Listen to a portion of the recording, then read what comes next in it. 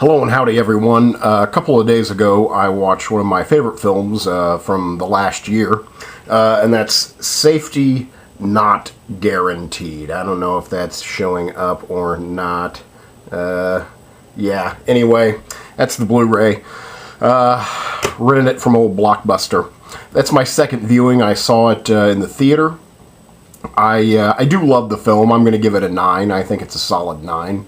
I, oddly enough, put it at number 9 in my top 16 of the year, after only having seen it once. I definitely wish I had watched it before formulating my list. I don't mind that. I mean, it's definitely going to be on my list, as my list is a compilation of all the films I rated a 9 or a 10. And this being a 9 is going to be on the list. Maybe not as high as 9, because I can take myself out of it a little bit. I'll explain. I'm a little biased, just because I can relate to this film on deeply personal levels. Basically, it can be summed up with, I get it, man. I get it. That, you know, and if you get something, if you feel that something speaks to you personally, then you're going to love it, despite its faults. The film is about a team of magazine writers investigate a classified ad that is actually on the Blu-ray disc. Reads, "Wanted, someone to go back in time with me. This is not a joke. You'll get paid after we get back. Must bring your own weapons. I have only done this once before. Safety not guaranteed." So they go investigate. Who has written this? What is this guy like? Basically do a little piece on this gentleman or person. So they go to investigate. They have a little trouble, you know, getting to know him, but one of the teams, a beautiful young lady, you know, strikes up a friendship with him, and maybe much more. And, well, you know, it's pretty pointless to talk about, you know, what happens after that. It's basically, you know, personal revelations. It's this, you know, small things, but though they may be small, they are the most important of things. So the film is, you know, about something. You know, it's about love. It's about regret. It's about letting go. Or maybe it's about not letting go. You know, it's tough. It kind of walks this line. It's a very smart film. It's very witty. I can't tell you the writer and director. They're two different people, but they were both producers. I enjoyed that. You have these two guys. One wrote it, one directed it. They both produced it. So I think it was a collaborative effort, but yet dedicated to this vision. It's well acted. It stars Aubrey Plaza from Parks and Rec. She's beautiful. She's funny. I guess her character here isn't that far of a stretch from her character on Parks and Rec. But, you know, she's got that character down pat, so she's good here. Also stars Mark Duplass. I think I'm saying his name right. Duplass. A writer, director of his own works. Here he's just acting. Here he's very good. I like him. You know, I don't know what it is, but I like him.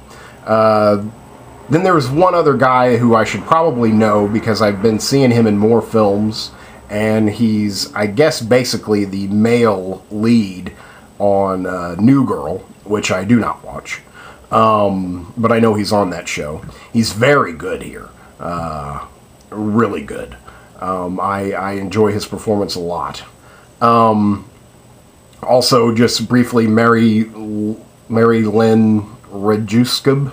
I'm not sure how to say her name. She's only in the film briefly. She's from Mr. Show. That's what she'll always be, for me. I don't know what else to say. Okay, maybe the only thing that I can nitpick about is, and this was more for the big screen experience, is that it is an independent film. It doesn't have the huge budget, so you can't get the very best of cameras. And sometimes the picture quality, is not the best.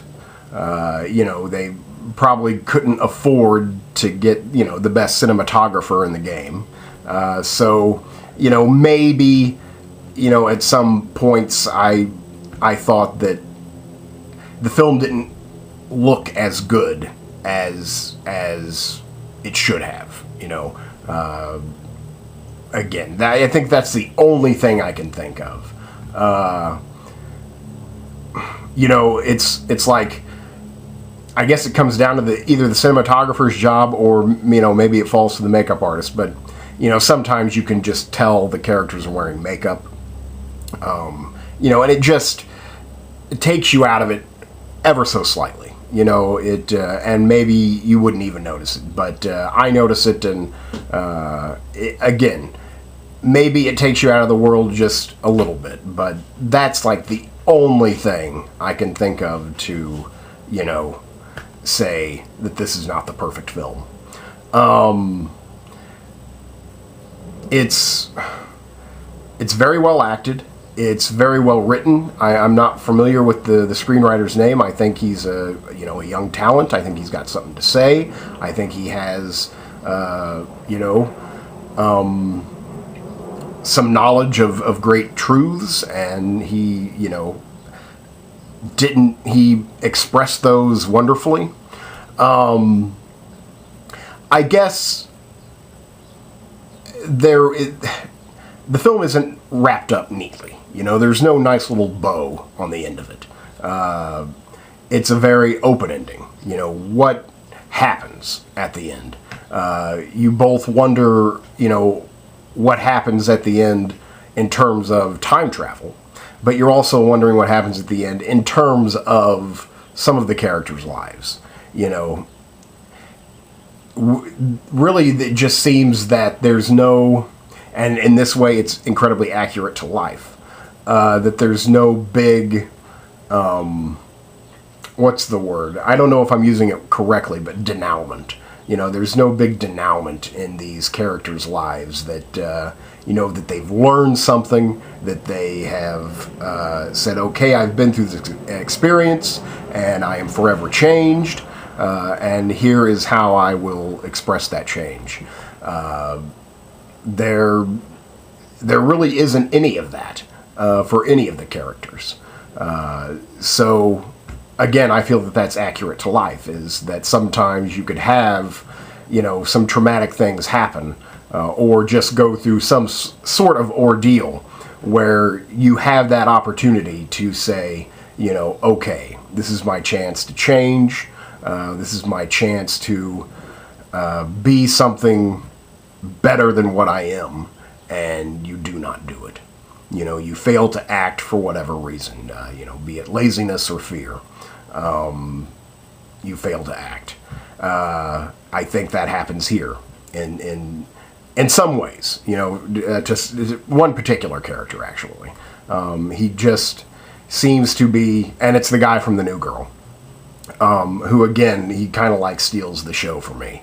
Every time he's on the screen, I think he's doing something interesting, or I think he has the best character too. He has whatever. I think he has a lot to do. I think he's I think he's a really good character. But again, it's like I kept on wondering about him after the movie was over. I actually wondered more about him than I wondered with the time travelers. I really like the movie. I don't really know what else to say. It's, you know, for me, the independent film of the year of 2012, the independent film of 2012. You know, it's one of the better romantic comedies I've seen in a long time.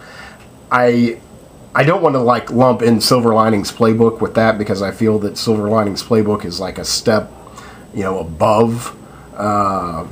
But you know, this is a great romantic comedy, and it's probably, you know, just my favorite romantic comedy of the year.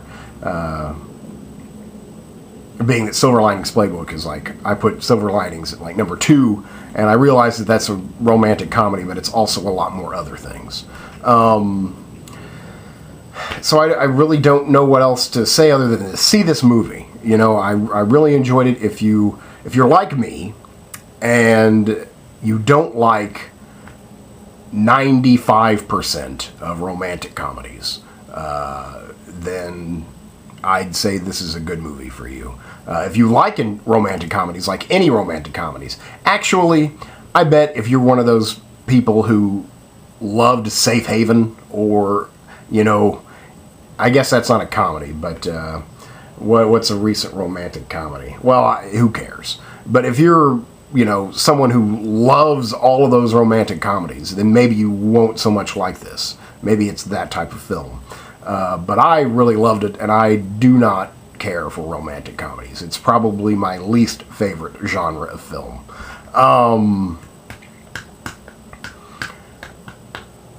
So, I mean, I don't really know what else to say other than to watch the film, enjoy it. I think it's got a lot to say. Again, I think it's very true, and very wise. I think it has a lot to say about loneliness and the human condition. I think it's very exciting. As a debut film, that's what really gets me. You know, it's a debut film. As far as I know, it's a debut screenplay, and to have so much wisdom and truth, and have it to be, you know, so, you know, controlled nicely. I just think it's a tremendous debut on both counts. I hope, you know, this is a team, you know, of sorts. I hope they work together, this writer and director, because again, they both like produced it together. So I feel that they kind of worked on it together. So I hope that they keep on working together. You know, so I think it's one of the better films of 2012, easily one of the better films of 2012, just because it's got so much to say, I think, and it says it so well. So that's about it. I can't think of much more to say. That's Safety Not Guaranteed, and it's a strong 9, one of the better films of 2012. Thank you much.